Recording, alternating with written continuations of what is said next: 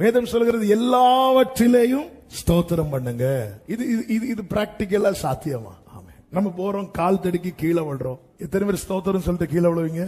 எல்லாவற்றிலேயும் ஸ்தோத்திரம் பண்ணுங்க. ஏன் எல்லாவற்றிலேயும் ஸ்தோத்திரம் பண்ண பைபிள் சொல்லுது தெரியுமா? வேதம் தெளிவாய் காண்பிக்கிறது.